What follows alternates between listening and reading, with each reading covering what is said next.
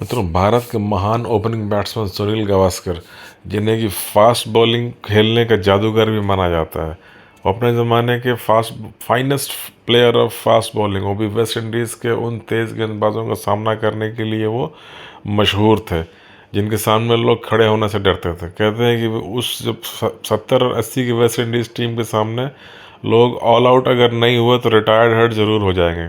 कहते थे कि आधी टीम को ही आउट करना होता था उन्हें, बाकी आधी टीम रिटायर्ड हर्ट हो जाती थी। किसी के हाथ में लगा, किसी का मुंह टूटा, ये आम बात हुआ करती थी उस ज़माने में। सुनील गावस्कर ने क्रिकेट में कदम रखा 1970-71 की सीरीज़ में, जब इंडिया वेस्ट इंडीज़ खेलने गई थी, तब सुनील गावस्कर ने डेब्यू किया था अजीत वाडेकर की कैप्टनसी में। और एक माना जाता है कि सुनील गावस्कर जो है, कभी भी उन्होंने हेलमेट नहीं लगाया। हालांकि शुरू शुरू में तो हेलमेट होते भी नहीं थे जब सुनील गावस्कर अर्ली 70s में खेलने आए थे तो। लेकिन उसके बाद भी जब हेलमेट आ गए क्रिकेट में, तब भी जो है, चूँकि सुनील गावस्कर को आदत नहीं थी हेलमेट लगा के खेलने की, इसलिए वो एक हैट लगा के ही बैटिंग करते थे पूरी ज़िंदगी। और कभी भी उनके, कहते हैं कि सिर पे चोट नहीं लगी या कभी उनके सिर पे कहीं बाउंसर लगा नहीं। लेकिन हम लोग जानते हैं कि एकमात्र इंसिडेंट ऐसा था, एक घटना ऐसी थी जब एक बाउंसर सुनील गावस्कर के सिर पे भी लगी थी। और वो कमाल किया था वेस्ट इंडीज़ के उस ज़माने खूंखार तेज गेंदबाज मैल्कम मार्शल ने, जो कि अपने समय में मिड 80s में वो fastest bowler in the world, शायद कहते हैं कि जेफ थॉम्सन से भी थोड़ा ज़्यादा तेज हुआ करते थे वो माने जाते थे। क्योंकि ऐसी स्पीड गन्स उस समय नहीं होती थी कि एक्यूरेटली हम स्पीड को कंपेयर करें, लेकिन फिर भी अर्ली 80s और मिड 80s में 80 से लेकर 85 तक ये दुनिया के फास्टेस्ट बॉलर के रूप में जाने जाते थे मैल्कम मार्शल। खास करके इनकी स्किडी बाउंसर, जो कि थोड़ा शॉर्ट पिच, आधे पिच के आगे से गिर के अचानक से उठती थी और कई बार बिल्कुल सिर के ऊपर ना आया, थोड़ी फ्लैट आती थी, जो कि बैट्समैन के चेस्ट पे या जबड़े पे जाके लगती थी। क्योंकि सुनील गावस्कर की हाइट थोड़ी कम थी, इसलिए वो जो फ्लैट बाउंसर चेस्ट हाइट वाली होती थी वो इनके सिर के आसपास पहुंचने लगती थी। ऐसी एक घटना है 1983 की। 1983 में इंडिया ने वर्ल्ड कप जीता था, वो भी फाइनल में वेस्ट इंडीज़ को हरा गई, जिसमें वेस्ट इंडीज़ अपनी पूरी ताकत के साथ खेल रही थी। उसके सभी प्लेयर मौजूद थे, सारे तेज गेंदबाज, Malcolm martial, Joel Garner, Michael holding plus Vivian Richards, full strength team थी। फिर भी इंडिया ने फाइनल में हराया था और एक तरह से वर्ल्ड कप की हैट्रिक रोक दी थी वेस्ट इंडीज़ की। उस ज़माने में फिर कहते हैं उस हार से बौखलाए हुए वेस्ट इंडीज़ ने जो है रिटर्न सीरीज़ इंडिया में जब खेली तो उसमें इंडिया को ब्लैक वॉश किया। तो फिर उसके बाद एक सीरीज़ हुई थी तुरंत, जब वेस्ट इंडीज़ इंडिया आई, उसके तुरंत बाद जो इंडिया फिर वेस्ट इंडीज़ खेलने गई। जब इंडिया वेस्ट इंडीज़ के टूर पे थी, उस टूर का 3rd टेस्ट मैच चल रहा था जॉर्ज टाउन गयाना में। उस 3rd टेस्ट में क्या था कि पहले दोनों टेस्ट मैच में सुनील गावस्कर अभी भी कभी हाफ सेंचुरी नहीं बना पाए थे। पहले 2 टेस्ट मैच बीतने के बाद भी उनका हाईएस्ट स्कोर 50 से नीचे ही था। और इस 3rd टेस्ट मैच में जॉर्ज टाउन में सुनील गावस्कर 49 नॉट आउट खेल रहे थे, सिर्फ 1 रन बाकी थे उनकी हाफ सेंचुरी में। कहते हैं कि उसी को, हाफ सेंचुरी को रोकने के लिए मैल्कम मार्शल ने एक बहुत ही शार्प बाउंसर फेंका। चूँकि वेस्ट इंडीज़ के सारी पिचेस बहुत तेज़ होती है, जॉर्ज टाउन फिर जमैका, सारी फास्ट पिच होती है। तो सुनील गावस्कर उस बाउंसर को नहीं देख पाए, शायद ज़िंदगी में पहली और आखिरी बार उनके हुआ था 17 साल के टेस्ट करियर में। और 125 टेस्ट मैच खेले सुनील गावस्कर ने।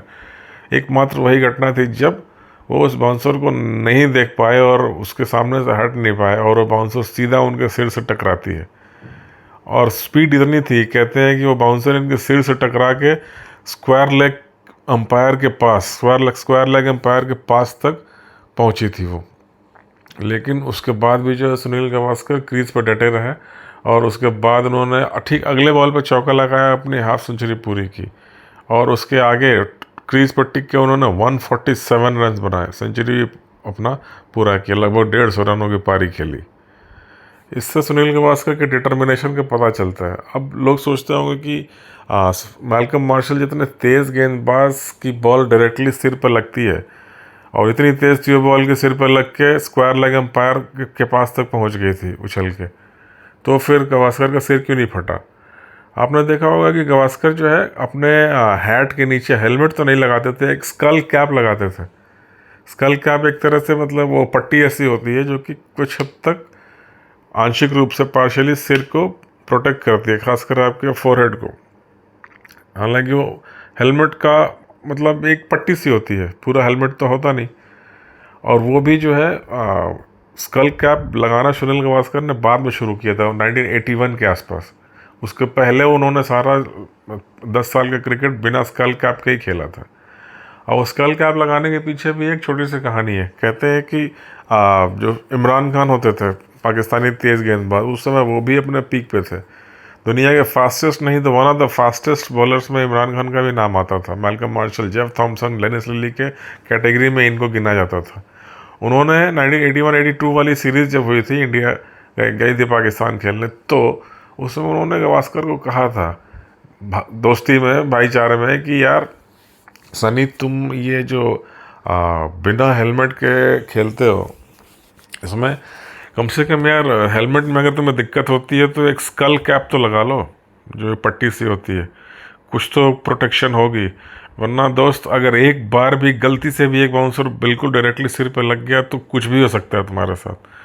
आजकल उस ज़माने में ऐसे ऐसे तेज़ गेंदबाज थे और बाउंसर का दौर था, कोई ऐसी रिस्ट्रिक्शन होती नहीं थी आजकल की तरह। तो फिर इमरान खान की बात मानते हुए सुनील गावस्कर ने वो एक पट्टी बांधनी शुरू की जो स्कल कैप होता है। तो उसी स्कल कैप यानी उसी पट्टी के ऊपर वो ठीक उसके 2 साल के बाद वो मैल्कम मार्शल की बाउंसर लगी, जिससे गावस्कर का सिर फटा नहीं। लेकिन उसके बाद भी वो अपनी क्रीज से हिले नहीं और 147 रन की पारी पूरी की। तो ये एक इंटरेस्टिंग घटना है जो कि 125 टेस्ट मैच के बड़े करियर में, 16 साल के लंबे अंतराल में, उस ज़माने के सबसे खूंखार तेज़ गेंदबाजों के सामने भी सुनील गावस्कर के सिर पे कोई बाउंसर लगी हो। वैसे गावस्कर उसके बाद उन्होंने 34 टेस्ट सेंचुरी बनाई और 10,122 रन बनाए अपने पूरे करियर में, जो कि बहुत सालों तक वर्ल्ड रिकॉर्ड उनके नाम रहा। तो यदि मेरी कहानी अच्छी लगी हो तो प्लीज़ मेरे वीडियो को लाइक कीजिए और चैनल को सब्सक्राइब कीजिए और इसे अपने दोस्तों के साथ शेयर भी कीजिए, ताकि मैं इसी ढंग की इंटरेस्टिंग स्टोरीज लेके आपके सामने आता रहूं। तो एंड करने से पहले फिर से एक बार अनुरोध है कि प्लीज़ मेरे वीडियो को लाइक कीजिए, चैनल को सब्सक्राइब और शेयर अवश्य कीजिए। मिलते हैं फिर बहुत जल्दी किसी और विषय पर बात करेंगे।